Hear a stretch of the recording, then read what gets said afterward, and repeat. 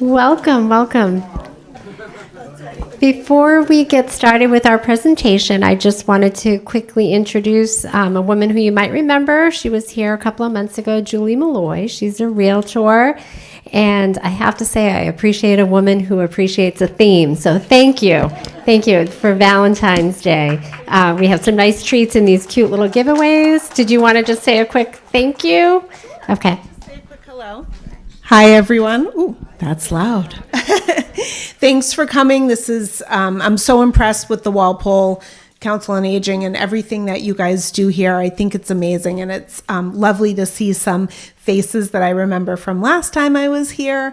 Enjoy the treats and enjoy the presentation. And again, I'm Julie Malloy. I'm a local real estate agent, so if you ever have any questions, I'm here for you. And I do have extra packets if you want an extra packet, if you have two great grandkids back here that need the same treat. We don't want anyone to be unhappy. So let me know. I've got some extras, but enjoy, and thanks for having me here. Thanks for letting me come by. Thank you. Thanks, Julie. All right, now we have something really different today, and I think you're going to enjoy him. We have Joe Turner here, who is a photographer, a drone photographer, and we came to him by way of Brad Howe, who's a member here. I don't see him today, but he had seen him at another center and really enjoyed him and pressed for us to get him here, and happily, we finally have you. Thanks, Joe. Thank you. Hello, everybody. This is the largest group we've ever had for a presentation. So I'm really pleased, particularly because we thought it might be snow up to our chins and wading through. I'd also like to introduce Karen, who's my co-pilot and a visual observer. A very important thing, we'll explain some of that a little bit later, but Karen's job is to keep me out of trouble. I heard somebody else say something back here about the need for that. Guys seem to need that. I think you're going to enjoy this. What else can I say as an introduction? Do you want to say anything? Not yet. Okay, but she will.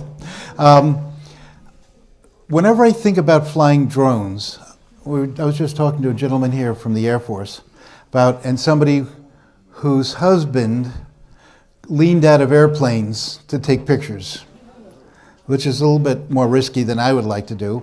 But the reason I'm so excited about being a drone pilot is because all the years so far I've been a photographer looking straight ahead at things like buildings and libraries and very important buildings, looking straight ahead.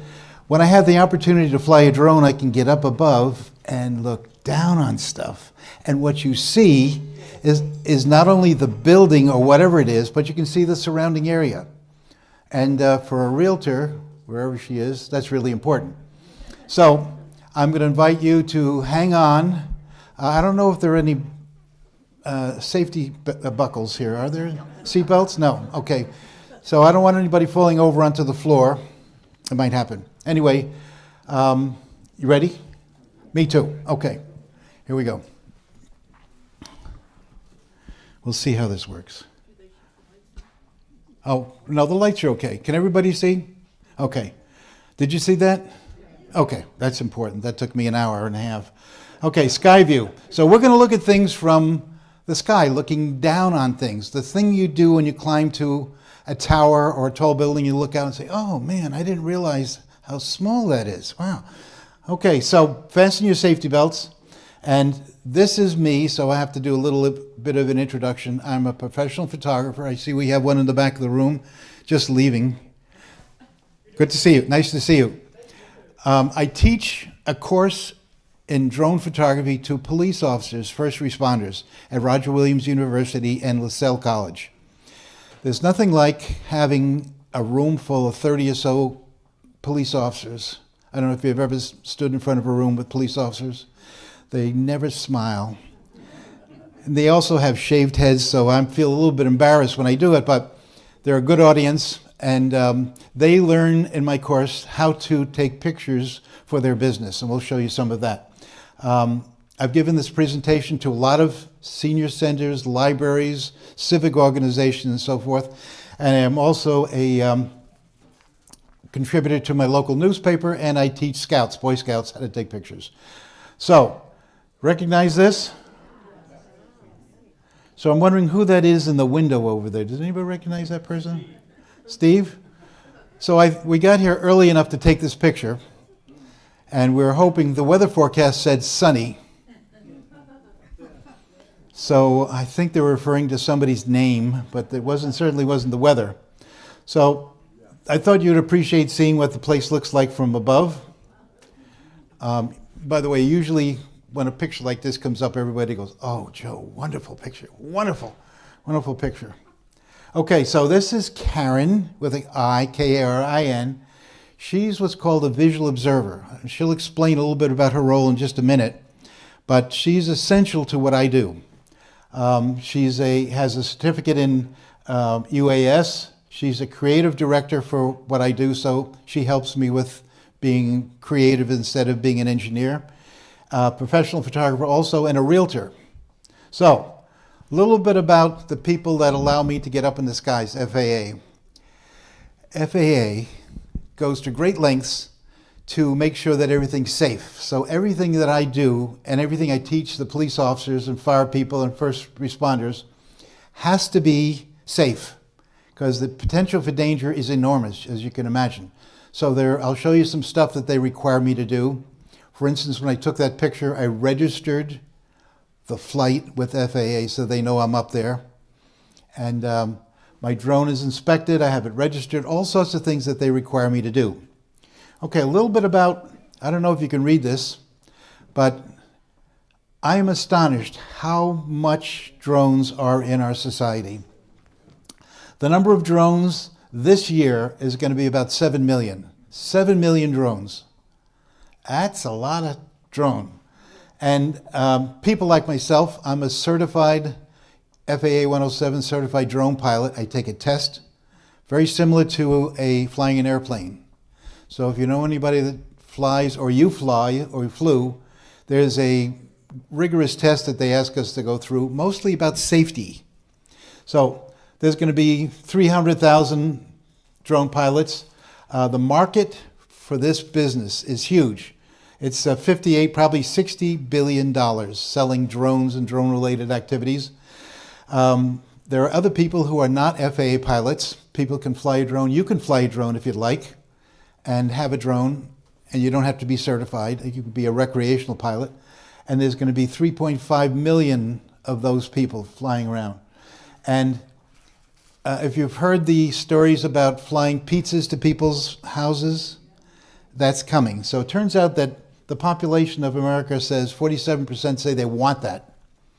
In more rural areas, people have their medications dropped off by drones.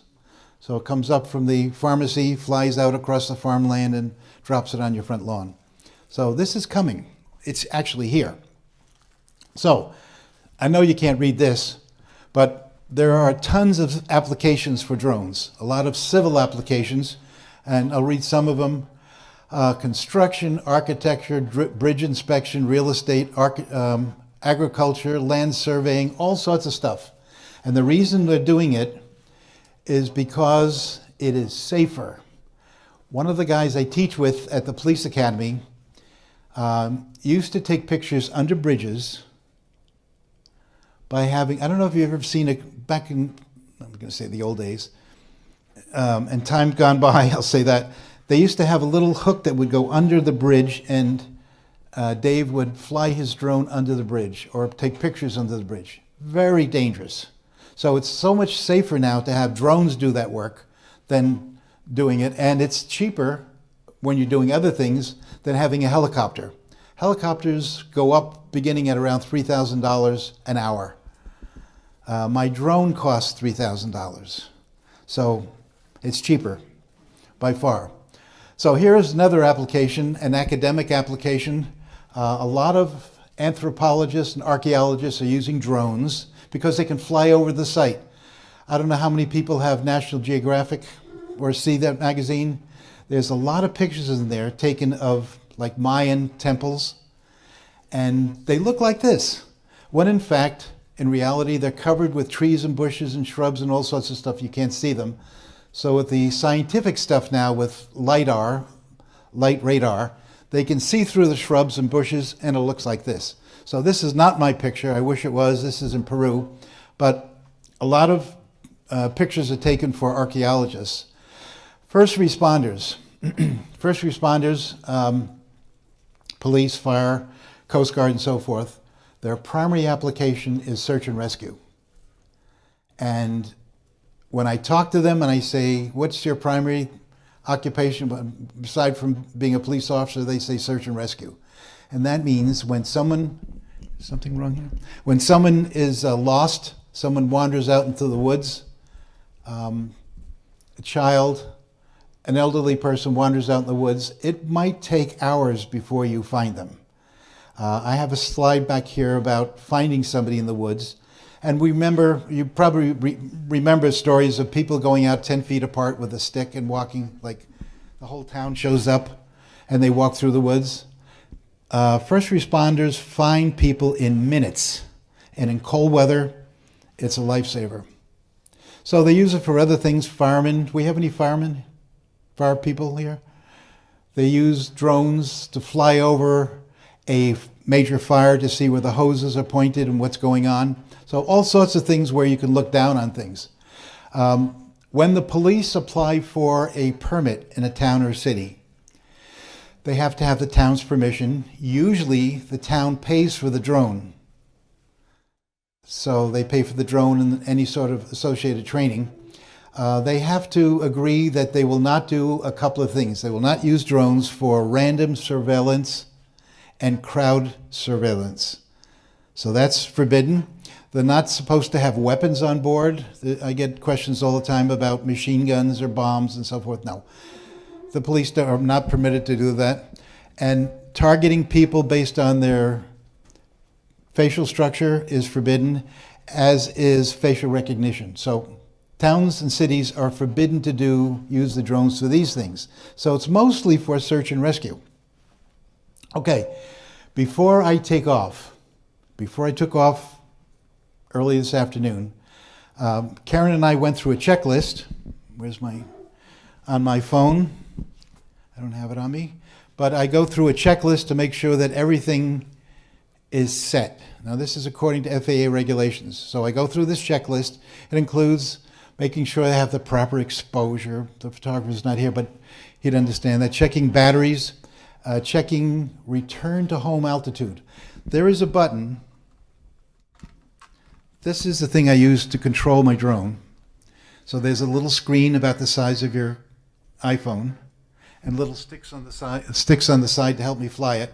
But one of the first things I do is set return to home. And that says, from the place it takes off and flies around, if I push a button, this little button here, if I push that button, the drone will automatically fly back to that spot and land within inches.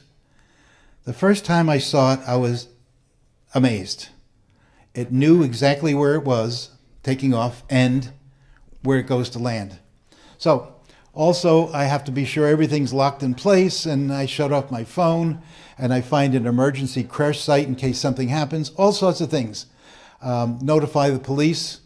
Before taking off, aside from registering with FAA, I called the police department next door, told them I was going to fly. I do that because it's a courtesy to the police department and to the town, so somebody doesn't think the Martians are landing or something. So all sorts of interesting stuff. So that's what we do before we take off. Okay, search and rescue. This is the primary purpose for drones in police and fire and Coast Guard. They can find people in dense woods, in water, 50 miles away, and they can find them within minutes. So the drone takes off, and it's usually an infrared drone. I have an infrared drone, a drone that sees human body heat, essentially is what it is, in the night or day. When I fly it, I can look down and I can see a little bright spot, and that says that's something there that's warmer than the surrounding area. And it's usually the person they're looking for. So that's the primary purpose. Here's a demonstration of the infrared. Now, this is a regular picture in the town next to me. This is a ball field at night, lit up brightly.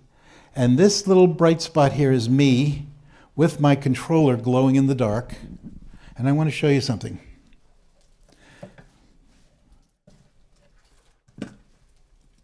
Whoop, back up, back up.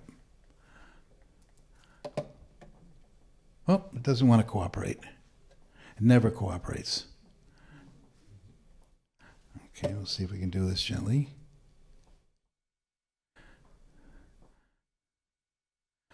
See that little, can you see it? That little yellow spot creeping across the field? That's me in pitch black, walking towards the side of the track. And here comes somebody walking around. I don't know why he's walking around at midnight, but that's him walking around. That's what it looks like. So it's not, I can barely see it. It's bright. I can see things in the dark. So it's just amazing. This is just one of those stories about the Los Angeles Police Department who found a man who was suffering from dementia, who wandered off, missing in Malibu. This was at night in the wintertime, so finding the person quickly was essential. Here's a guy loading a crop duster. In fact, instead of being a plane, it's a drone. I don't know if you were part of the agricultural community here before, but flying a crop duster, as romantic as it seems in a biplane, is very dangerous to the pilot. So they load up a drone and the drone flies away. It's used for disaster recovery. This is part of disaster in Florida. It's easy to put the drone up and find people standing on their roof or waving to be picked up. Drones are used to move medical equipment and actually human body parts between hospitals and other hospitals. So in Boston, for instance, we have a whole series of hospitals, and they can fly whatever they need from the roof of one hospital across town, maybe 5 miles away, to another hospital, landing on the roof in 2.5 minutes. And if you've ever driven in Boston, you know that trip may take you an hour. So when time's is essential, they pack it up. It's a different looking drone than mine, and they fly it. So how many people saw the stories about, yes, what is going on in New Jersey? So every time I gave a presentation, that was the first question. I say, hi, I'm Joe Turner. I'd like, oh, excuse me, sir. What is happening in New Jersey? So it turns out that the FAA was flying drones over for a test purpose, believe it or not. And so was the police, and they were flying it just to test to see what they could do. And once they started doing it and people saw it, amateurs started flying their drones around, so it got to be a mess. So that's what was happening in New Jersey. Okay, let me show you some scenes over water. This is what you've been waiting for anyhow, right? Okay. This is Nubble Lighthouse in York, Maine. Okay, flying over water gives me the heebie-jeebies. We are standing over there next to a restaurant over there, and flying the drone out over the water scares me because if it goes down, Karen has to jump in and swim out and get it. And she does that. Yeah, that's her job. So we're standing over here. We were about a quarter of a mile away on a beautiful day looking at this lighthouse. And how else are you going to see this picture? I saw a lot of people standing in the parking lot taking pictures with their phones, but nobody got a picture like this. So I really wanted to wave to the people in the lighthouse, but I was not in the drone.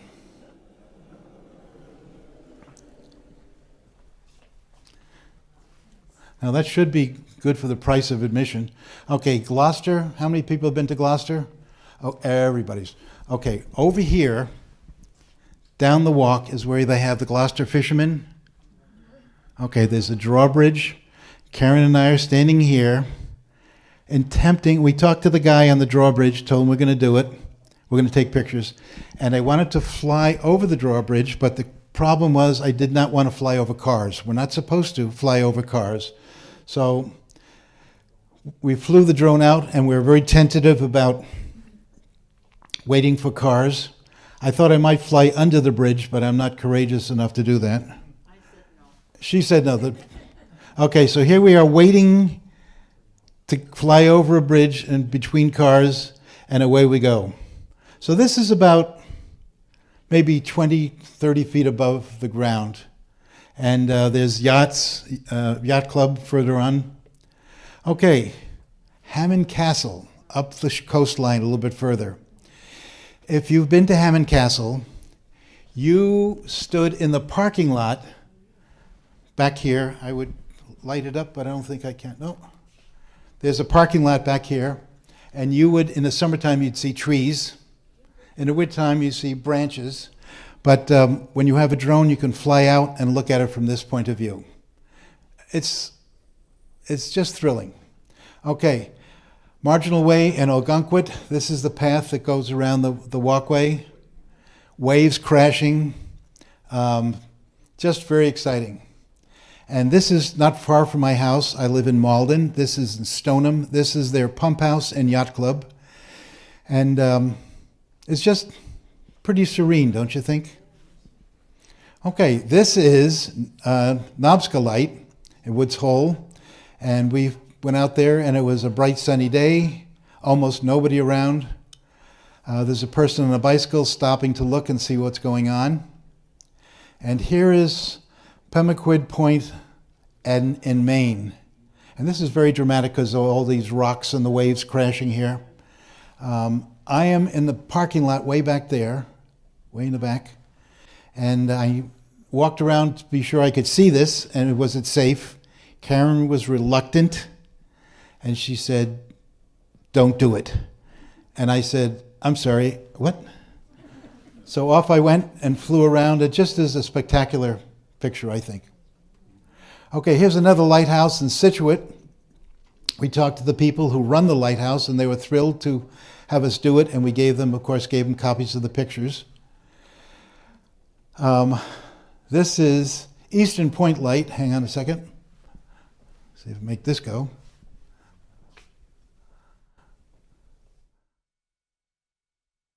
So if you listen closely, really closely, you can hear the waves crashing. We were out on a jetty out here. We out watching the drone fly. Rockport Harbor, motif number 1. I don't know if you've been to Rockport. There's a little red shack, a lobster shack over there, which turns out to be the most photographed building in the United States. Who knew? Did you know that? You did know that, okay. We could have made money on this thing, probably asking people to bet. So we're down here in the parking lot, flying around, and it's just a very pretty sight. It's a protected harbor. Where we were, like Yep, way down. we are right down here. Right down here. And pretty safe to fly. And it was a beautiful day, so it was just great. It was easy to take this picture. Okay, here is Winchester, which is the next town over for me. And once again, I called the police department so I wouldn't frighten anybody. The town is to the right, and this is their little river, the Aberjon River, that flies to a waterfall. Very scenic. And here is Spot Pine. Once again, that boathouse is down here somewhere. But it was last winter that I took this picture. Freezing cold. One of the things we're not supposed to do is fly in weather below freezing. Anybody want to take a guess why that would be? Aside from being tough on the pilot? Battery, yes. The batteries. The battery life on a drone is about 35 minutes. I have 3 for each of my drones. The battery life goes from 35 minutes down to about 5 minutes very quickly. So it means if I'm way out there and the battery starts to fail, what the drone does know to do is once the battery gets down to a certain low level, it will tell me that the drone is returning, regardless of what I do. It says that it's going back to home, and it will do that. It'll fly back to home and land. So here is, I don't know if you saw this, Savin Bay Yacht Club looking north towards Boston. Those are the Boston Towers in the back. In the wintertime, this is a very different scene during the summertime. Bridge of Flowers in Shelburne Falls. Oh, yes. What a pretty place. Yeah, it is gorgeous. We're going back. They would not let us walk. Yeah, during COVID, they shut everything down, so they wouldn't let us walk across the bridge. I'm not sure why, but they did. Yeah, they don't want us to fall in or something. I don't know. But it's such a pretty place, and there's a waterfall right around the corner to the left. Here is a bridge up in Ware, Maine, a covered bridge. Mass. What did I say, Maine? Yeah, Mass. And it's such a pretty bridge. I was up there with another photographer, and he was taking pictures from the ground, and I was trying to find a good spot. Well, it turns out there's bushes and trees all around, so getting a good spot, he did get a good picture, but I wanted to get a good aerial picture. And just to explain a little bit about the challenges of this shot, I decided I want to come upstream or downstream, but there's a lot of trees and bushes coming up, which are very dangerous for drones because the drone can't see them. It can see big things like tree trunks or trees with the leaves on it, but I had to back the drone up through the trees to get the shot. So here is what I did. I went inside the bridge, walked down the bridge until I could find a spot, and I looked to the right, and I was able to fly the drone from inside the bridge. It scared me to death. Karen was not there for this shot, which is why I have this shot. She would have said no, for good reason. Okay, here's a spot in Medford. I don't know if you know Medford, downtown Medford, is one block over. And this is a bridge that crosses the Mystic River. This used to be a stop for a clipper ship. Clipper ships used to come up this river, and so they have buildings and markers for showing where they came up. So we decided to fly down the river. Of course, the bridge was not there when the clipper ships were coming up, but it seemed like just a pretty spot to take a series of pictures. Karen, as my visual observer, I got it, was positioned. Did you get me? Yeah, no, you're dripping. I'm dripping? Okay. Sorry, folks. A little disaster here. Okay. So Karen was over on the side of the bridge, and we just thought it was just too pretty. Thank you, sir. Too pretty an area to not photograph. Everywhere. You getting on my chin? Okay. Here's another pond not very far from my house.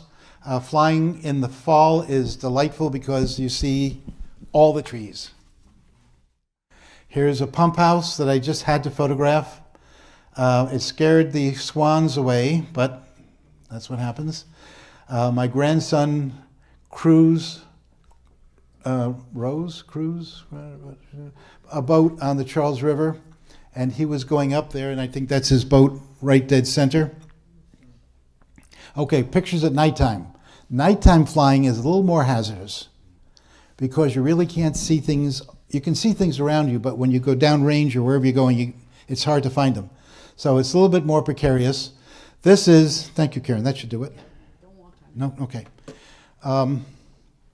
This is the Malden train station at night.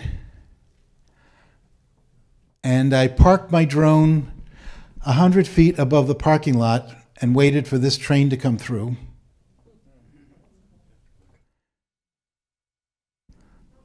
This is what happens when you're a drone pilot. Everything's a picture, including the MTA. So the drone is actually just sitting there obediently in the sky, and I just move it a little bit to capture it coming in.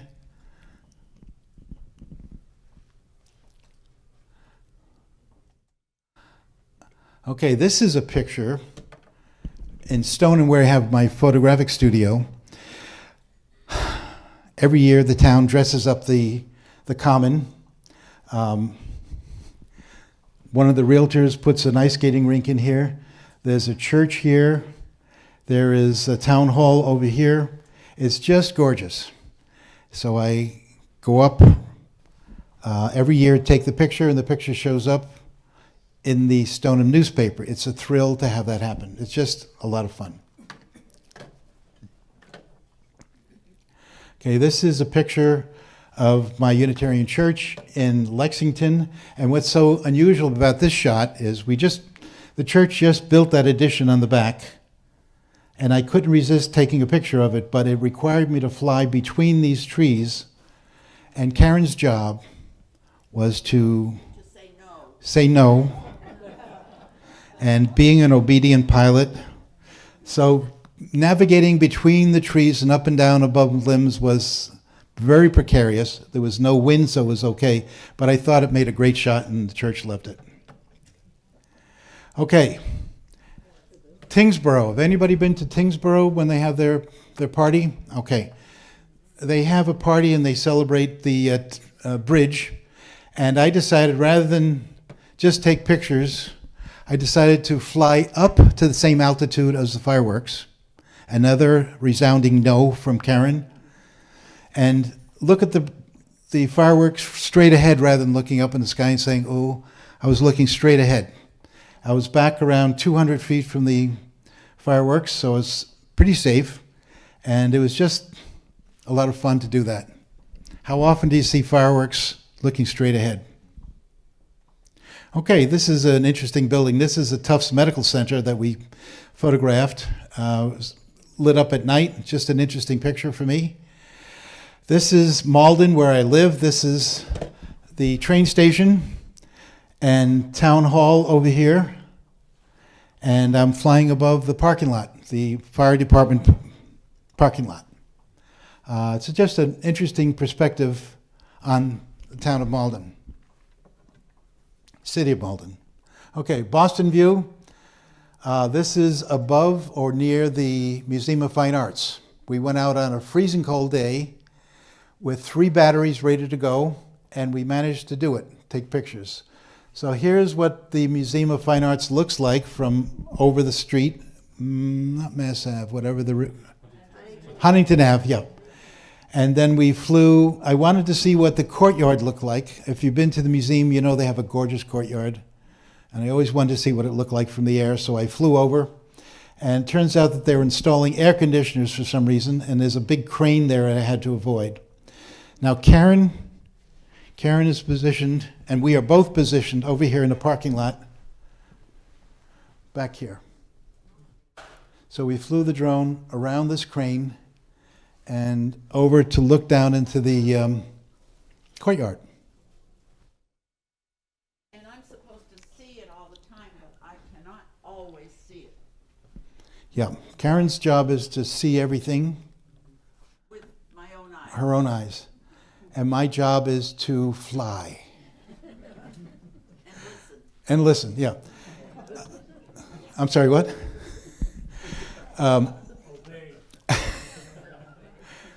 What is it? Men often have hearing deficiencies, don't we? A friend of mine owns property in downtown Cambridge, and he wanted to have pictures of the different buildings that were going for rent. So once again, I got permission from the police, filed a report with FAA, and flew around very carefully over buildings so I could get pictures of his buildings, so he could sell them and show people where they were, where the proximity to MIT. This is an interesting story. Yet another interesting story. In the Globe about a year ago, I noticed an article, and one of the sections about a bunch of people called crankers. Crankers were people that wound the clock spring, and they would wind the clock spring every morning at 6 o'clock on Sunday morning.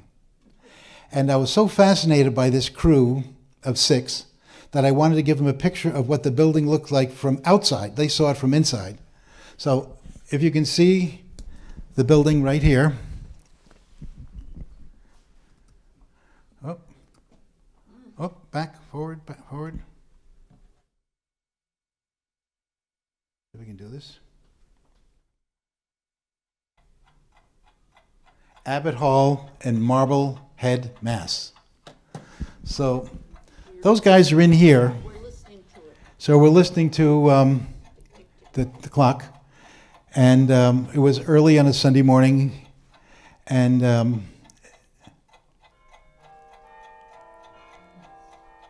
this is where you need the safety belt.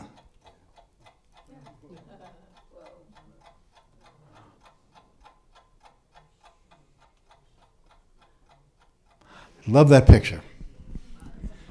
So they were thrilled to get that picture, that video and those pictures. I also take portraits, aerial portraits, of course.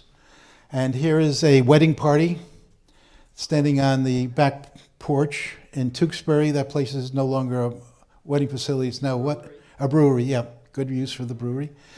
And they were happy to have the picture. You can see them all waving. Yes? Do you ever get dizzy when you're... Yes. Yes. And when I fly, and Karen observes, we generally lean against a car or a fence post or something because the thing's twirling around and we look up like this and it goes around.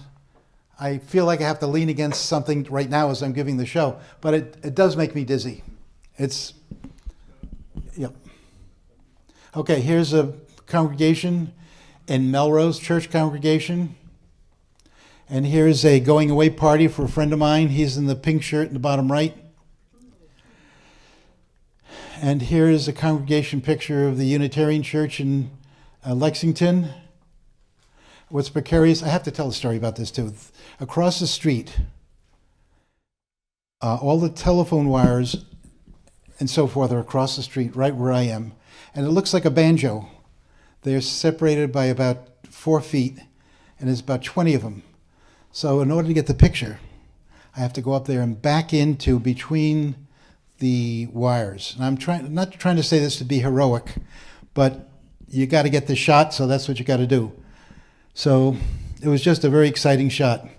I've also done a presentation in Lexington of all the houses of worship in Lexington and made a presentation for the townspeople.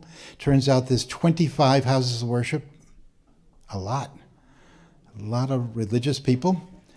And, wait a minute, so what? Okay, this is a Lutheran church in Malden. I'll tell you that story a little bit later. This happens to be the Buddhist temple in Raynham. Karen knew about this, and we went out when they were building it, and then we went back after they finished. We called them to say we were doing it, and would they like a picture? Of course they'd like to have a picture. It looks like a postcard, doesn't it? It's just very sweet. And the reason for the drone picture, of course, is that this is what it looks like in the surrounding area. It's pretty rural. This is an unusual shot of St. John's Cathedral in Rhode Island, Providence, Rhode Island. We were there photographing the bishop and his staff. And I put the drone up to look around. And when I came down, drone landed, I talked to the bishop. I said, you know, that church looks like the shape of a crucifix. He says, yes, Joe. Yes. He says, what, Catholic churches always are in the shape of a crucifix. Who knew? But now I know. And when I go up and take pictures, I look for it. Here's a Jewish temple in Medford. They were happy to have it because it showed off their playground in the back. And a Unitarian church in Roxbury, first church in Roxbury. The minister was so happy about the church, it became their front cover for their annual report. And we were thrilled. Okay, Pilgrim Congregational Church in Lexington on a foggy day, a day a little bit like this. And this was the right off the Battle Green in Lexington. The First Parish Church in Lexington. Just a gorgeous picture with the trees turning. Very pretty picture. So the Battle Green is right to the lower left, and I'll show you some pictures of that.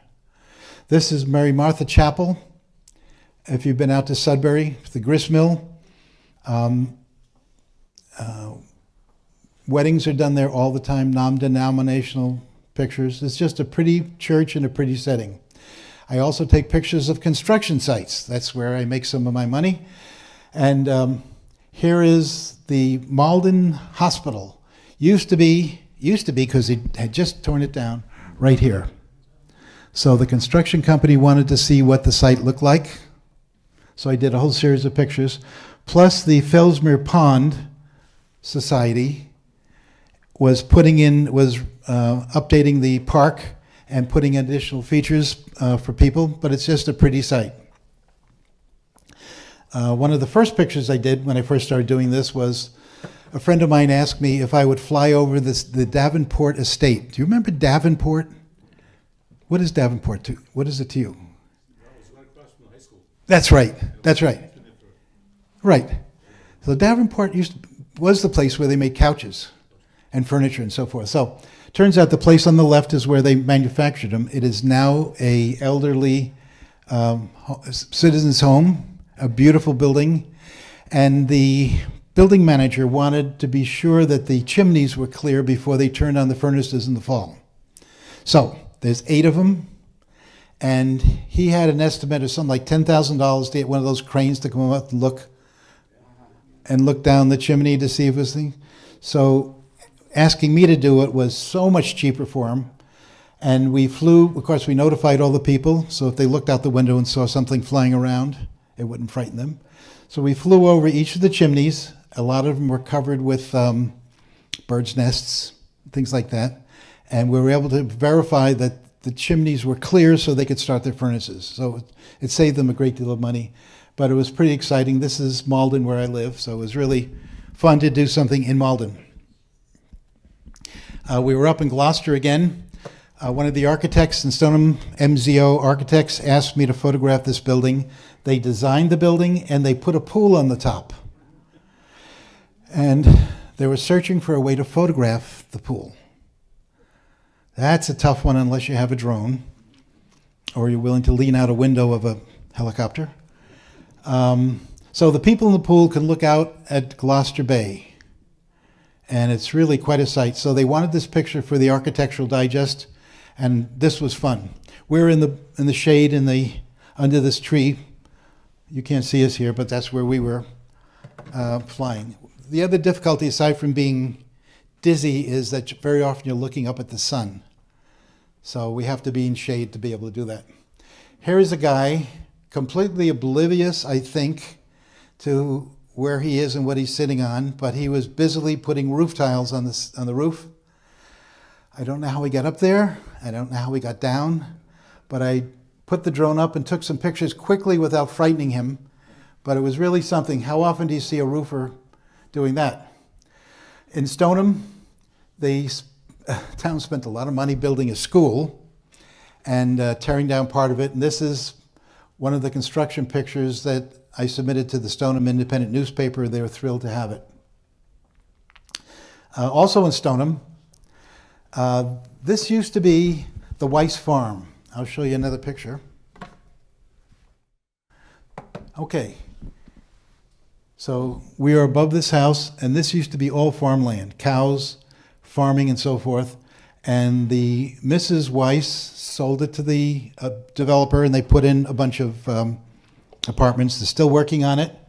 And once every couple of months, I take a picture and submit it to the newspaper so they can see what's going on. So this is really quite a development.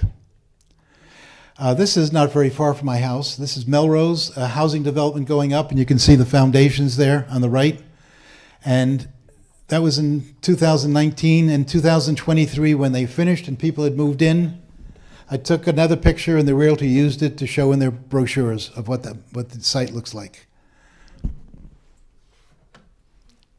Okay, historic Lexington. Anybody? You're from Lexington? Okay, everybody's driven through Lexington. You know the Battle Green and the very historic town.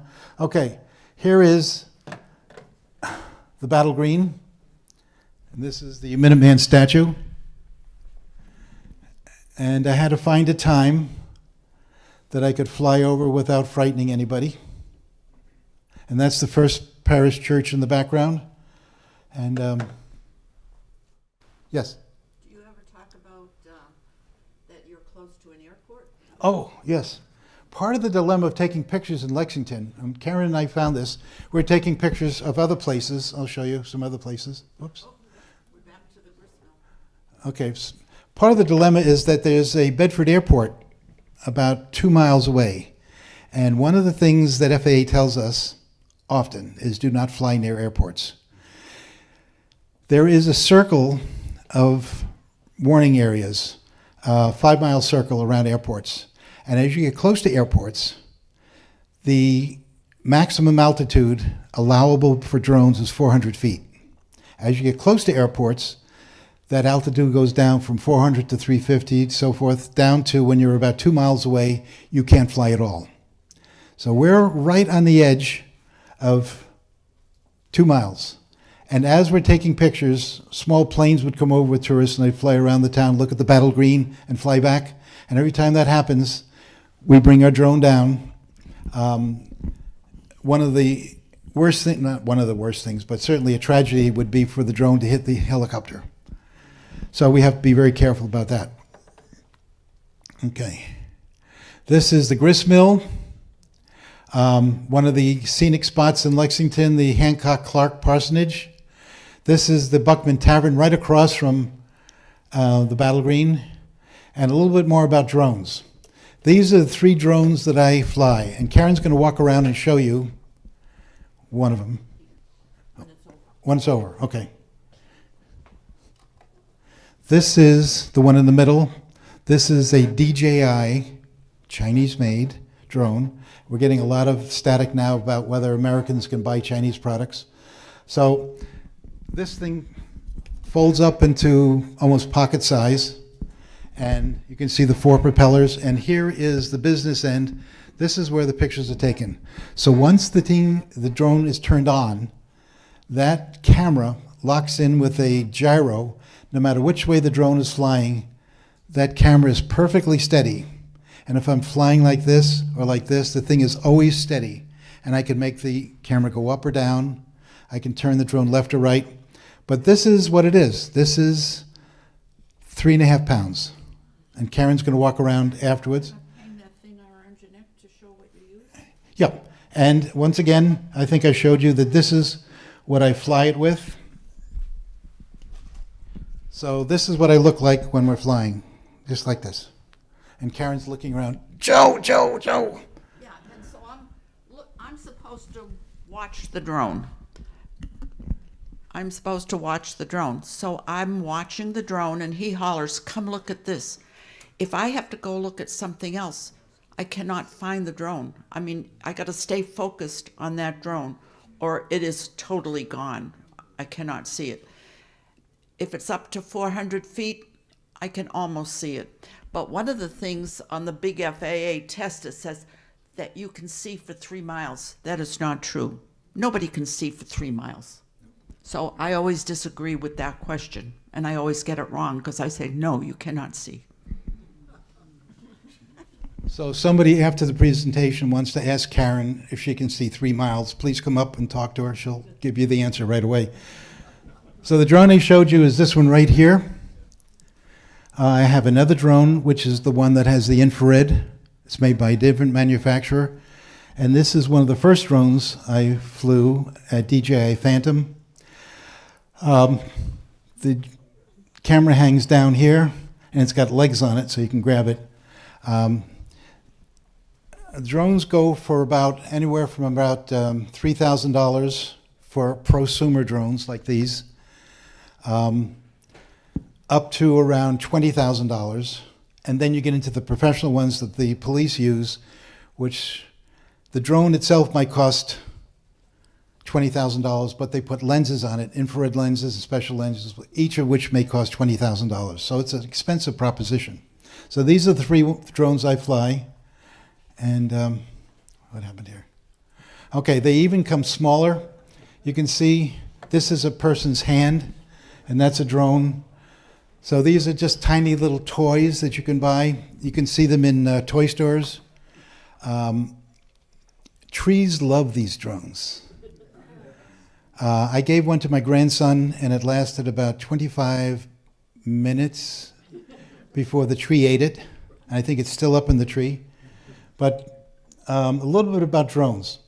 Officially, this is a test question. What is a drone?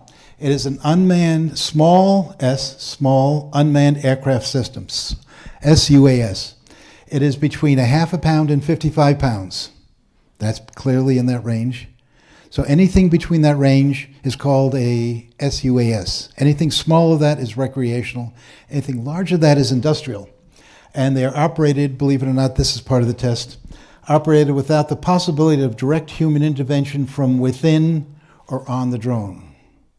I don't know why they have to say that, but they do. So it's remote controlled. A wingspan of, you see, about a foot, 30 minutes duration. I have 3 batteries, $15,000, and every drone must be registered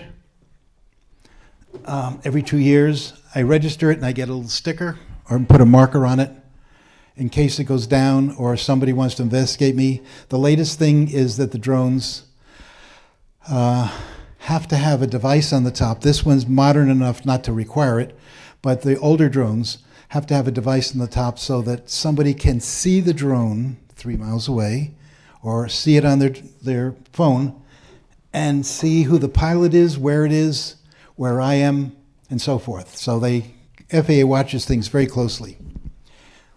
So this is a prosumer drone. This is not a prosumer drone. This is a military drone with an 84-foot wingspan, can fly for 12 hours, and it's a pretty heavy dude, and they fly them from someplace in the Midwest of the United States, and they can be up in the sky for, 12 hours and fly over Iraq, Iran, any place, and then come back. So these are military drones, and I want to say that because people think that my drone is a military drone, and it's not. Okay, flight crew. So I have to have a license to fly, and I'm in charge. Anything that happens to the drone or what I'm flying over is my responsibility. So when I fly, I pick up anywhere between $500,000 or $1 million worth of liability insurance. So that is in case I fall down on a house and wreck the back porch or land on a car or something like that. I'm designated the remote pilot in command, and there's very strict rules about drinking or amphetamines or any other drug that might hinder my ability to fly. So if a police officer comes up to me and gives me a breath test, I am obliged to take it. They don't want to have anything in my blood, just like airline pilots. It's an 8-hour restriction. So that's what my job is. And Karen's job is this. Her job is to assess the risk of the flight. Now, most often, I agree with her. But sometimes she says, Joe, it's just too dark, too many trees, too many power lines, something, or it's just too dangerous to fly, and I don't. You want to say something? But sometimes he doesn't listen. So we've been out flying, and I say, well, there's a tree in the way. Where does it go? Right into the tree. The drone does. Yeah. Not me, the drone. Are we going to show a picture of the flower place? Yes. Oh, all right. I'll talk more about that then. I forget what I was going to say. The Bridge of Flowers? No, O'Brien Florist. Okay, we will. Okay, so her job is to assess the risk, and she looks for aircraft and listens for aircraft. So when we're flying in Lexington, you can hear the planes coming. And when the planes come, we come down. She maintains a line of sight so she can see it at all times.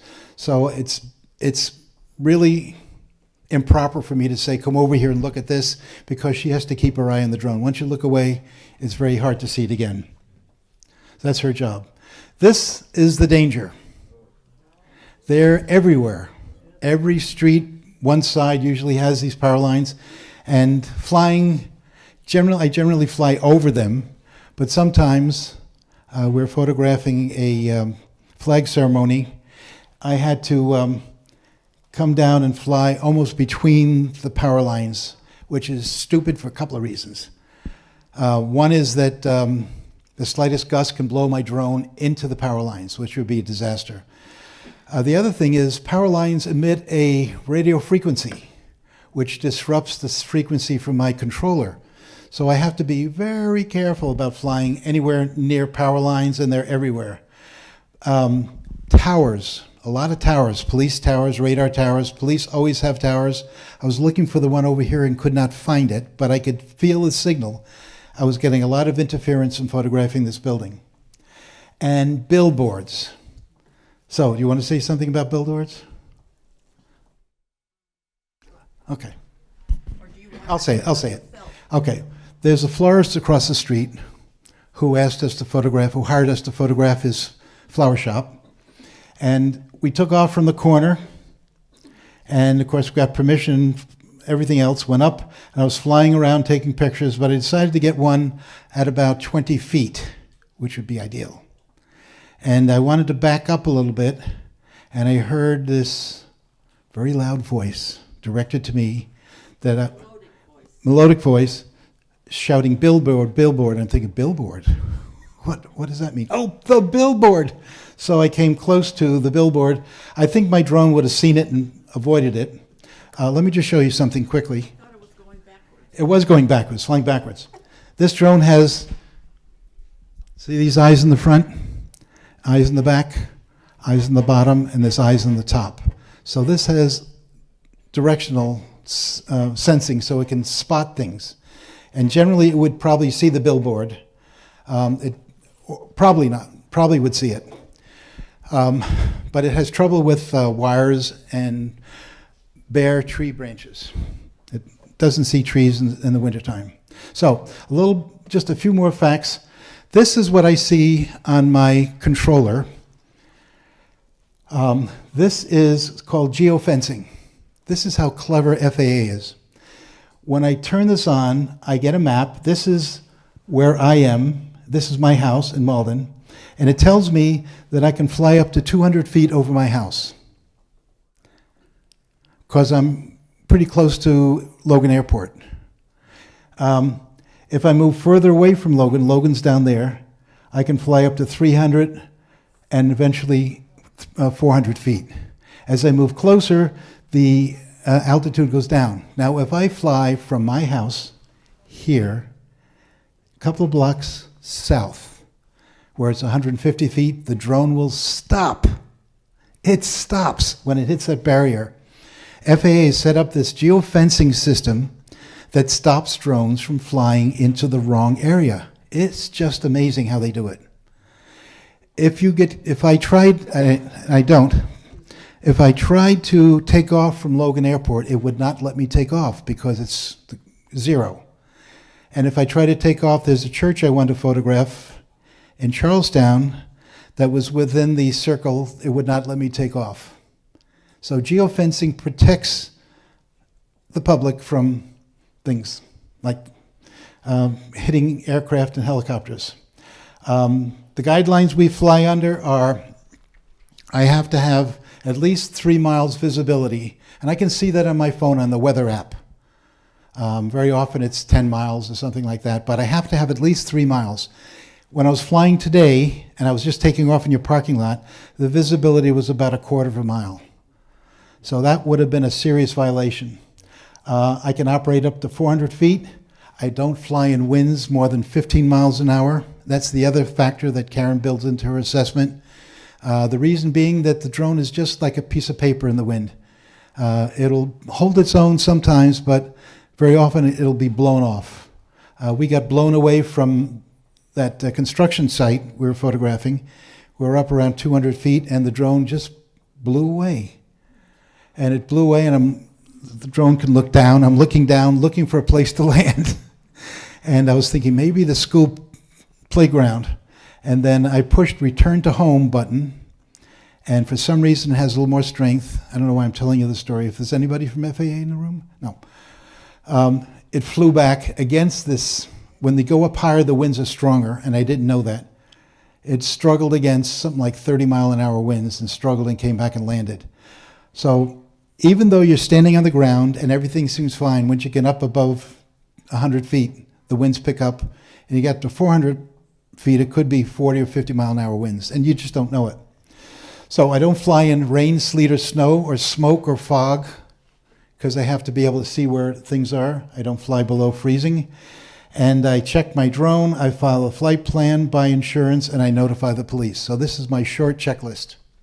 And of course, on that slide, it says no rain, snow, sleet, smoke, or fog. Well, today there was fog out there, and it was raining out there.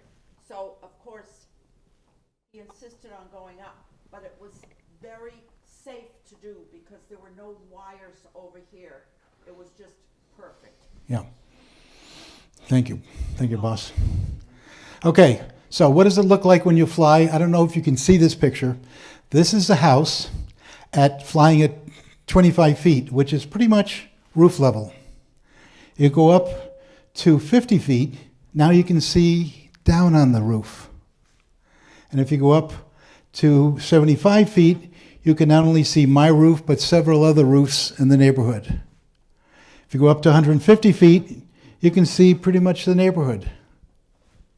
200 feet, a little more of the neighborhood.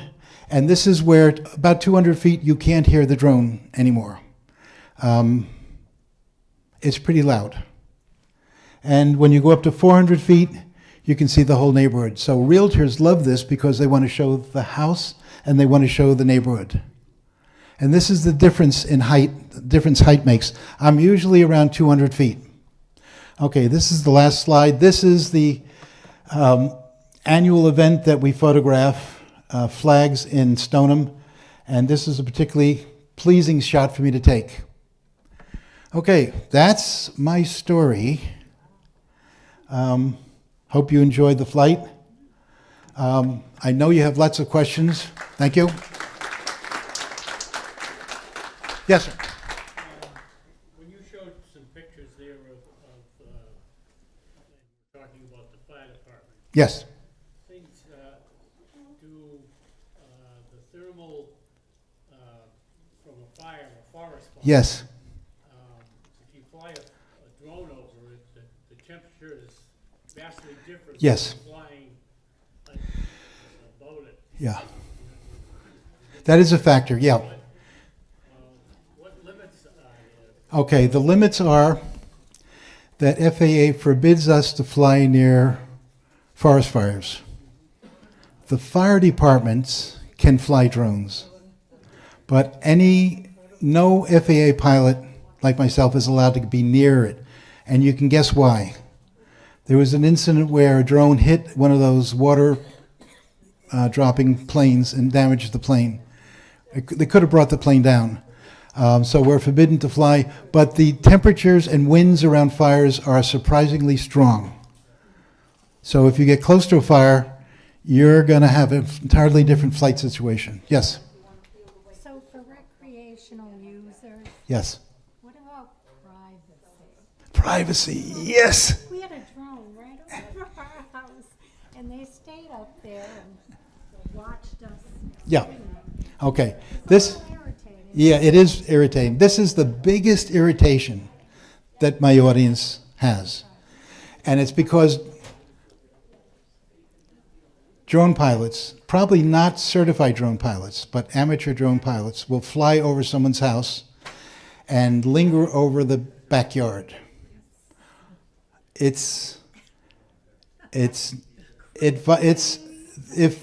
you call the police and they have one of those handheld devices, they can see the drone, they can read the drone, they can see the registration, they can find out where the pilot is, and they can go over and talk to him and give him a fine. It's highly improper. There's no law against it, turns out. It's a privacy and courtesy issue.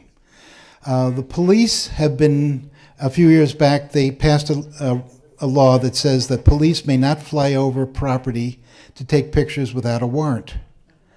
So if you're flying over a house without a warrant, you're in trouble. So the other issue that's on your mind probably is, suppose you go out there with your shotgun and shoot at it and hit it. Well, a couple of things. One is, it's against the law in most cities and towns to fire a weapon within city limits. So there's a violation. Second thing is if you hit the drone, it turns out that if it's a professional drone like mine, it is an FAA vehicle. So in fact, if they hit the drone, they've shot and brought down an FAA aircraft, which is a $50,000 fine. So it's a serious violation. So don't do it. No, call me up, I'll give you my business card and I'll come out and, yes. Yes, good question, yes. I have a question about flying in the city of Boston, Yes, putting the drone up in the city of Boston. yes, like I did in Cambridge. Yes, now, I was on a helicopter. I went on a helicopter ride Yeah. over the city. That was spectacular. Yes, And we went through, and the pilot said, "What do you think? Can you do this?" It was, we flew in between the Hancock Building and the Prudential.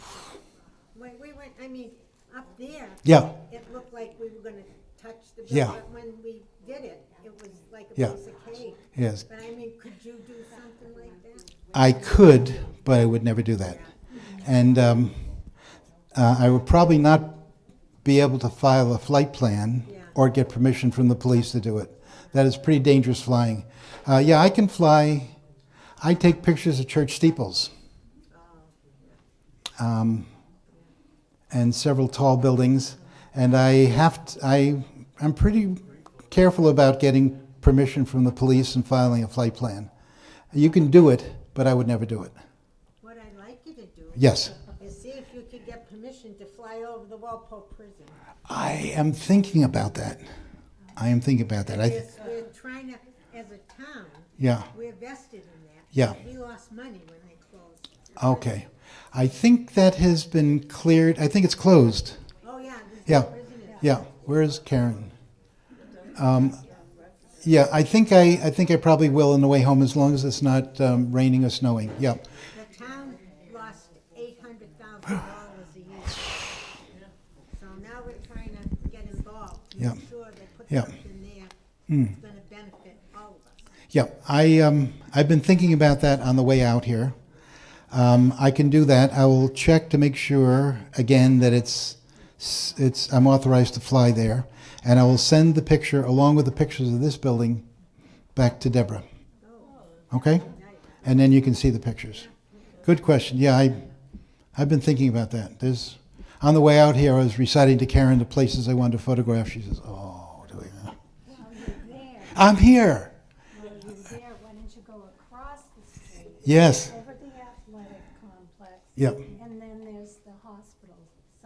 Yeah. Okay. Southwood, it's been closed for years. Yeah. And it's a contaminate both the prison and Pondville, what used to be Pondville Hospital. Okay. Then it was Southwood. They're both contaminated sites. Okay. Interesting. Okay, I will take pictures and then send them to Deborah. And I don't know how she'll get them to you, but maybe you have a newsletter. Yeah, It would be great just to have a whole flight over of yeah, downtown. yeah. Yeah, we thought of, original intention was to come out here in the morning and take pictures, but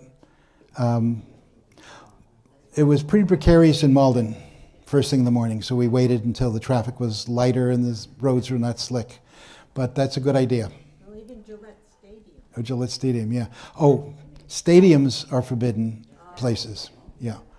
And there is an industry, I know I'm going to rant on, but there's an industry of anti-drone technology. Turns out that it was developed for Arab oil fields, so that drones could fly over Arab oil fields with bombs and destroy the oil field. So a huge industry sprung up about 10 years ago where you can spot drones and you can prevent them from flying close to you, you can bring them down, you can disorient them, all sorts of things. And the problem with stadiums is that if somebody flies over a stadium and they decide to bring it down, you don't know where it's going to come down. So that's the thing, and it's also against the law if it's an FAA vehicle to destroy a vehicle. There's all sorts of legal problems. But stadiums are a big no-no. And so are national parks, by the way. Yeah. If the national park system does not want the purity of the site to be disrupted by drones. Now, Karen and I, We can't go over zoos either. Karen and I flew. That idea I can understand a lot, because, again, that's also with the national forest. When Yeah. you think about it, and the state parks, it's all the animals. Yeah. Their hearing Yeah. is so much better than ours, it would bother them no end. So we have a zoo in Stoneham, and I talked to the zoo director and said, would you like pictures over your zoo? And he said, please don't, because it frightens the animals. It looks like a predator. So another story, there's no FAA people here. We flew over Concord Bridge. And on the way back, we're getting in our car in the parking lot and looking for the exit sign. There's a big sign saying no drones. And then I said, oh, National Park. So great pictures, but I cannot show them because, yes? For your information, the prison property is state-owned property, it's not town-owned, Okay, so I don't know if that has any. okay. Can I have your phone number and an address? Yes, sir. Did you ever crash or lose a drone? Oh, yes. Yeah, when we talk to the cops, we start the class, we have some fun, and we say, how many have you crashed a drone? And they're all sitting there looking stern-faced.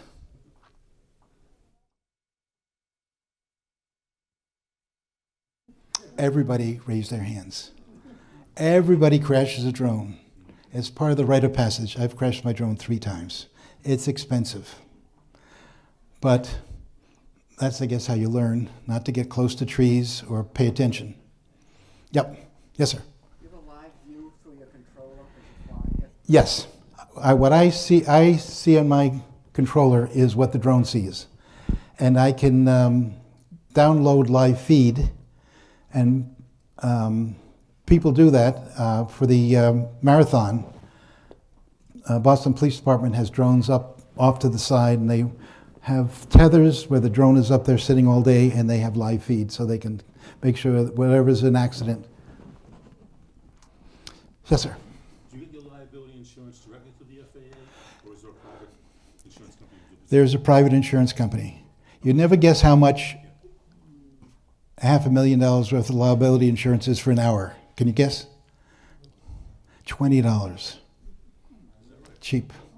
But you got to remember to do it. And that means that they don't expect anybody to crash a drone. That's why it's cheap. Yes? So every time you go out, you have to call in and get this insurance? I do it when there is a chance of liability. So when I flew here, the only liability that I saw was hitting the power line, going up and down the road. And I didn't think that was going to happen. So I positioned myself in the center of the parking lot, went up 200 feet, back over across the street, and took the picture and came down and landed. It looks very safe. Yeah. So when I was flying over Cambridge, you bet I had $1 million worth of liability insurance for an hour. It's cheap. Yes? Is there anything protecting us from the hobby drone pilots? No. You hope that people will grow up and take the FAA test. I'm saying that not to be facetious or anything, but if you see somebody flying a drone recklessly, call the police and say, there's somebody doing it, they're on the corner of X and Y, please tell them to stop. Or they're flying over my house, please tell them to stop. And the police will come out and talk to the person. There's nothing, you can't stop somebody from flying a drone, but you can, if they're an annoyance, you could have the police tell them. And most of the police departments now have devices where they can see the registration, see who the owner is, see where the pilot is, and so forth. So, just a small other fact, I'm full of them. Realtors often hire amateurs to photograph buildings, houses for sale. And it's cheaper for them to get a kid to do it for $10 than it is for me for $250. If the FAA finds out, they see a picture and they suspect something's amiss, and they investigate and they find out it was an amateur without a permit, it's $50,000 fine for the pilot and for the realty company. So they I talk to realty companies a lot, and I tell them, don't do it. I mean, for the amount of money your commission and so forth, just hire me, and I'll do it. And I'll do a bunch of pictures, videos, yeah. And it's good for me, and it's safe for me, so I know what I'm doing. But if a kid flies a drone into a window or falls on a pedestrian or something, it's not going to have, he or she's not going to have insurance. It's going to be a disaster for the community. Now you can go out with a frying pan and wave it around. That would be a good thing. Yes? How many years have you been doing this? I've been doing this for about 10 years. I love it. It's all I think about. Yeah, I love it. I love it. Yes? Anything else? Come on up and talk to me. And it was a lot of fun talking to you. You were a great audience. And look for the pictures. Come back next year. Come back next year. I'll have new pictures next year.